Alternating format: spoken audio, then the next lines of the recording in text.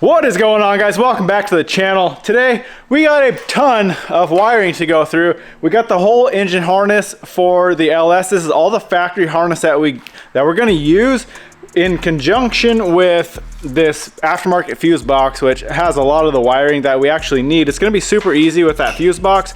This one is actually from Current Performance. So a lot of companies actually make a fuse box similar to this.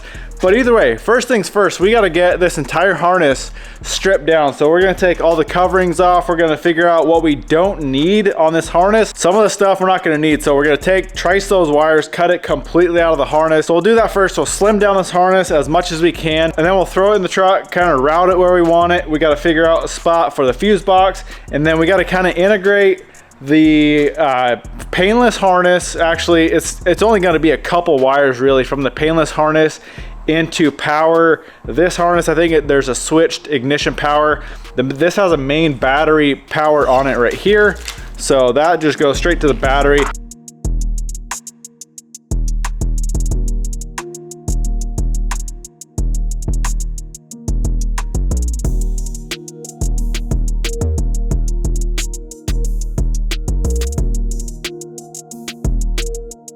Well, now that we can see what we're doing, now we can get to work deleting everything we don't need.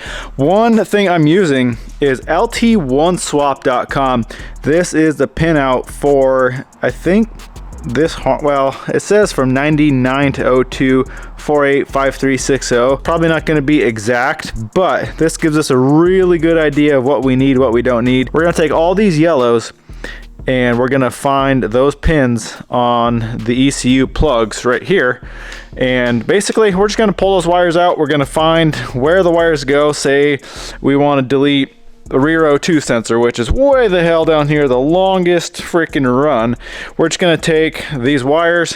I want to completely take them out of the harness. I want to slim this harness down as much as we can. So we're gonna pull the wire out all the way up, wherever it goes. If it goes branches off anywhere, we can figure out where that goes, but eventually at least a couple of the wires lead up to here. I'm sure this is where a lot of the power comes in, so we're probably gonna have some wires there. These are all gonna be cut. This is basically where we're gonna splice into that new harness or that new fuse box we got.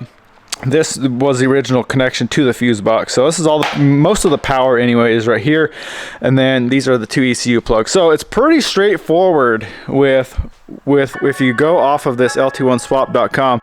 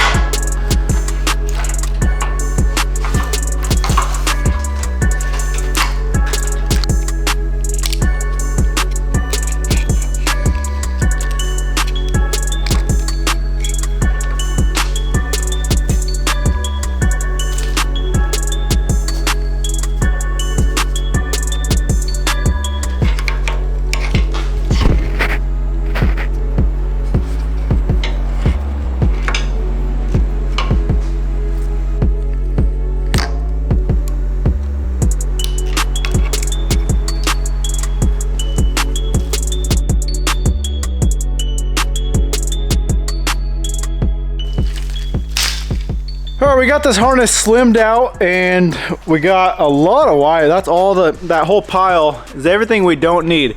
So it did lighten it up quite a bit. Now, basically what we got to do with this is all the power. Like I said, this is all the power for this whole harness. All these pink wires are basically switched ignition power, and then there is some other wire in here that I got to figure out what they do. So 12 volt switched, I think that's input. That's 12 volt switch from basically our other harness. O2 MAF, that powers that, so we'll have to find those wires in this harness.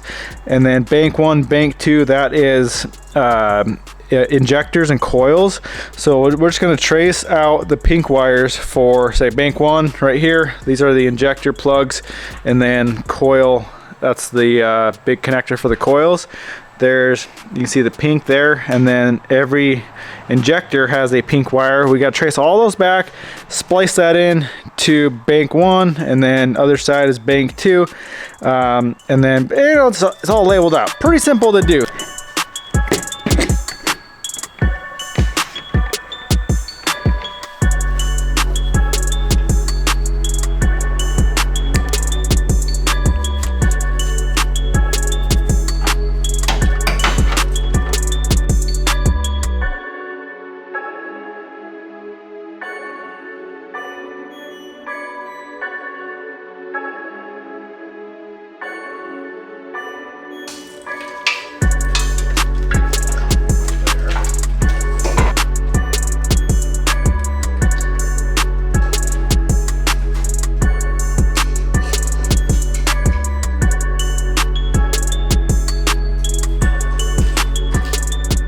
Well, boys, we might be at a standstill. I have to shorten so many things.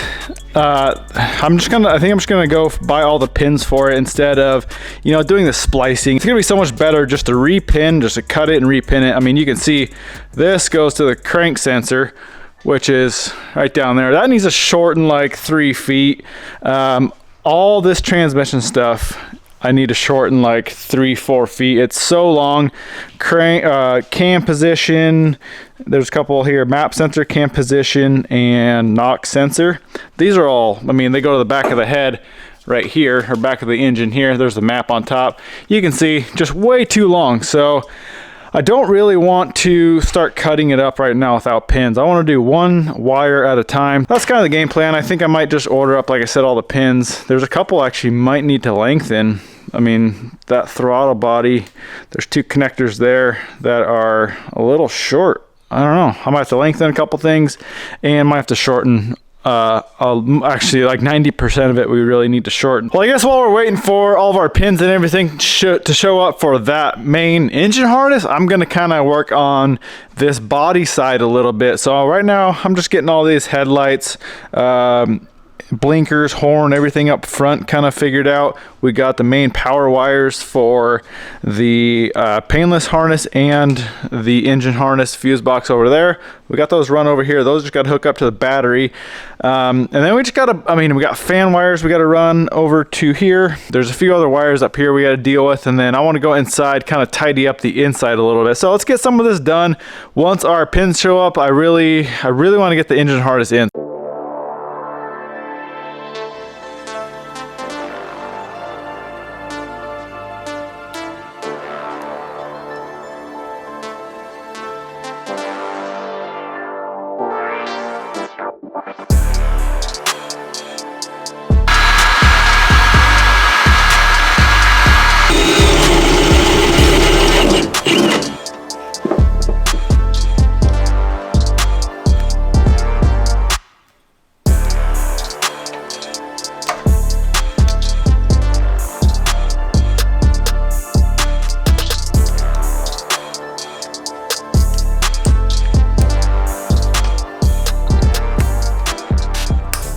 Well, we got most of this harness all buttoned up. All this headlight stuff is wired. Got a nice 40 or 35 amp, I think, connector there for the fan. All the interior stuff is coming along. Got it all kind of tidied up and ran where I want it. Got it, kind of sitting where I want it. And then taillights as well. Got those figured out. Last thing I want to do before we get those pins in is I want to tackle the alternator. There's a couple ways you can do this. I think, so these 2 pins originally went to the ECU. I think you could probably leave those connected and that would control it just fine. But this is kind of the proven method. I don't know why. Maybe you still have to run through a bulb for the resistance for the exciter wire on the factory setup. I'm not really sure. But it seems like all my research, everybody just does it like this with the resistor that they give you in the painless harness. So what we got to do is we have the white wire coming up to the alternator. We need to split that off. One needs to go straight to the I pin, and then the L pin we need to run through this resistor. If you don't do that, you'll burn up the voltage regulator in your alternator. So that's what we're going to do right now. The white wire, this is all on the painless harness here. white wire is right here. So I just got the factory plug in here. Like I said, one pin gets power, one pin gets the resistor, and that should work just fine. So let's do that, and then we're at a standstill until we get all these pins to where we can shorten this whole harness up.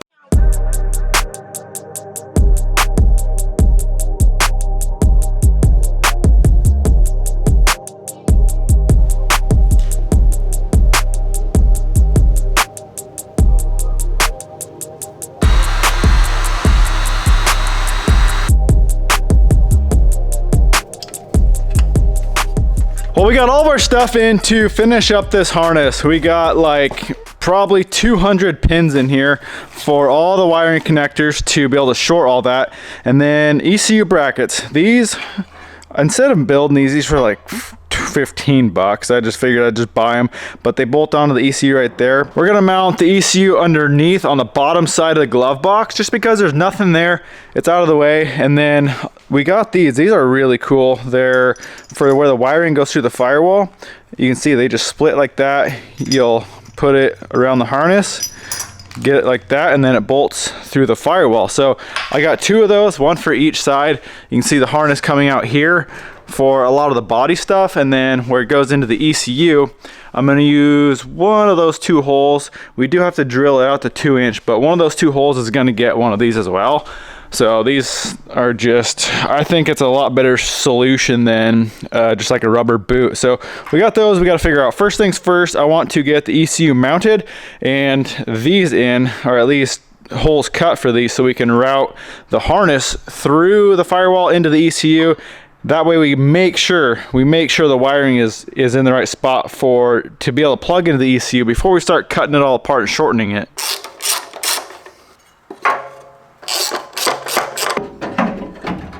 Well, scratch that idea. I completely forgot this heater has a tube that runs right here, right underneath, right where I want to put the ECU. So scratch that idea. We got to find somewhere else for it. Well, I found a new spot for it. Now this ECU is waterproof, and the factory, like in the Chevy, it sits right up front, just like this, underneath the battery, which is especially terrible because all the crap from the battery, drips on. And actually there was a bunch of corrosion on here or the battery acid, the white crap that I had to chip off of it. But needless to say, it's waterproof. So I think the only spot, I looked inside, there's just nowhere else to put it inside. We got this huge space right down here on top of this fender. I can mount this thing right there. It's out of the way. It should stay pretty dry back here. And I think it's out of the way enough of the engine to where it's not going to really warm up too much. So I think that's our new location for it.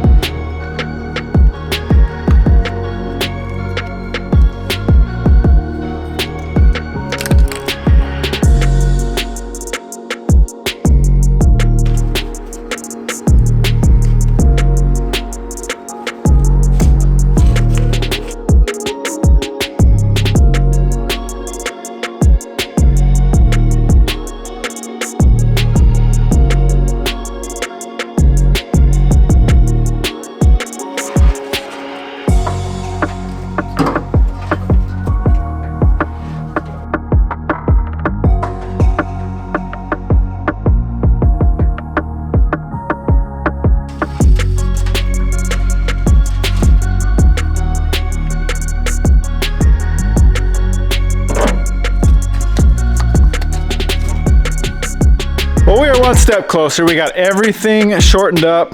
That took a long time, but we got it all fitting like it should. This harness looks like it's meant to be now. Now we do have a ton more work. We're not even close to being done yet. We still have this entire harness to wire in for this fuse box, and then what the game plan is anyway, I'm gonna try to keep the engine side separate from the cab side so that we can actually take these harnesses out completely out of the truck if need be.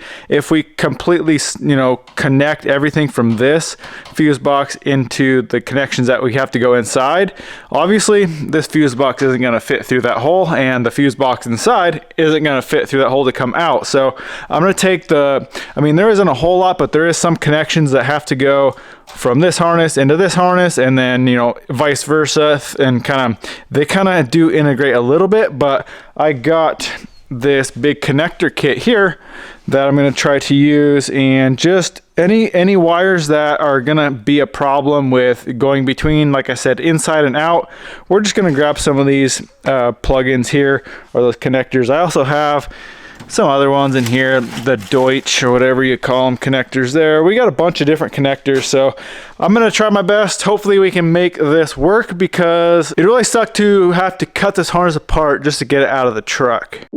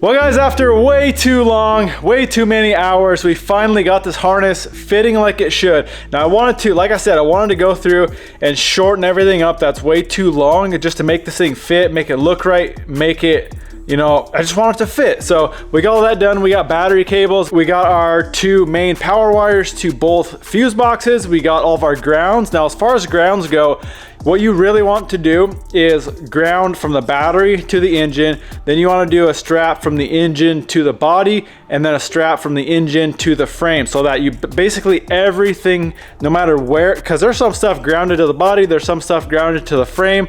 You want to make sure everything is grounded. So we got that done. We are ready to turn this key on, and obviously we're not gonna be able to start it yet, but we can fire it up and make sure like the instrument cluster still works and the radio and all that. I mean, I guess we didn't really mess with that wiring much, but we can at least make sure we didn't screw anything up with that. So before we turn the key, let's just check this thing out. So the only thing that I haven't really messed with right now is mass airflow sensor, because I got to figure out where we're putting it. That's going to be coming up soon, but everything else fits really good. We got all the injectors here, coil. You guys remember all this stuff was just miles long, ECU right down here. And then I got all these connectors.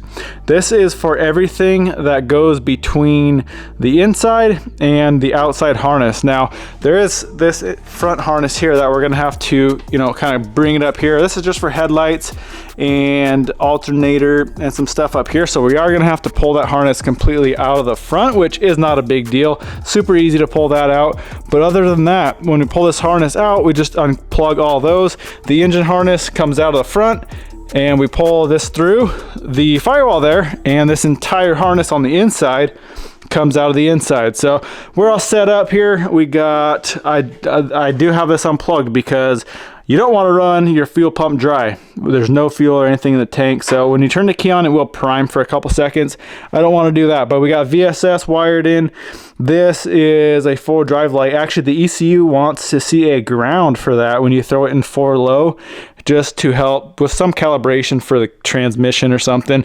But other than that, I mean, everything fits like it should. That's just not plugged in for the tranny there. But I mean, this thing right here was, I took like 5 feet of wire out of that main transmission plug. So I'm stoked with it. Let's fire this key. Obviously we're not starting it now, but we can get the key in. Oh, windshield wipers are on. Or I don't know why something's funky there, because our switch is off, but our wipers are going. We gotta look into that, but hey, at least we know they work. I was kind of worried because I never tested that motor, but for some, I wonder if it has something to do with, well, those aren't connected, but my wiper or washer motor wires are right here. That shouldn't affect it, because I mean, when you do hit the washer, it will run those wipers. But for now, I guess I'm gonna unplug that, and we're gonna dig into that, see what's going on with that. I mean, all that wiring should be factory. Okay, well, something's a little funky here. When I pull this switch out, in the top 2 positions, the wipers won't go, but you put it down to the off position, and the wipers run. So something's a little funky there, but we got everything fired up here, and everything seems to be working. We haven't tested lights. Oh yeah, lights are working. There we go, lights are working. Turn signals and everything is on the column, so we're not gonna be able to test that. But are the tail lights? Oh yeah, look at that. Tail lights working, that one.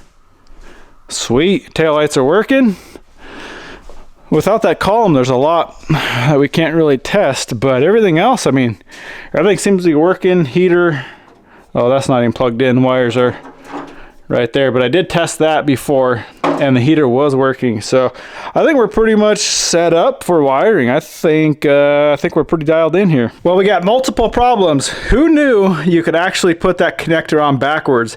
That's why it was turning on when it should have been off. We flip that around, it's working kind of, but our next problem is the wipers. You can see they're right here. They won't go back to its reset or its resting spot. I pulled this off, and I think this is called the stop switch. That's what actually helps the wipers go to return, and then it cuts the power.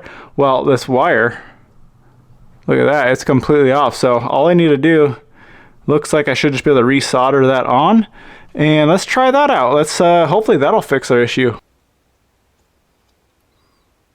Well, I got that park switch wire soldered back on, and it does return to park. When you pull the switch out 1 click, that should be the low speed wipers. That immediately blows a fuse, but the weird thing is the high speed works without blowing a fuse. So there's something in that low speed circuit that is shorted out somewhere. I checked all the wire, obviously when I had everything out, I checked all the wiring, and all the wiring seems perfect. I think it's something in the motor itself. So I'm not gonna do it right now, but eventually we're going to pull that motor back out and kind of go through it and see if there's something shorted inside that motor, because like I said, it immediately blows a fuse, and the wipers don't do anything obviously because it just blows a fuse right away. So we gotta figure that out, but everything else seems to be working like it should. Well, I hope you guys enjoyed this video. I am gonna wrap this one up here. We got a ton more stuff to tidy up in the next video. We should be able to start this thing pretty soon. I am getting very excited for that day, but either way, I'm wrapping this one up here. I really hope you guys enjoyed it. Why don't you go smash that thumbs up button, comment, subscribe. We'll catch you in the next one.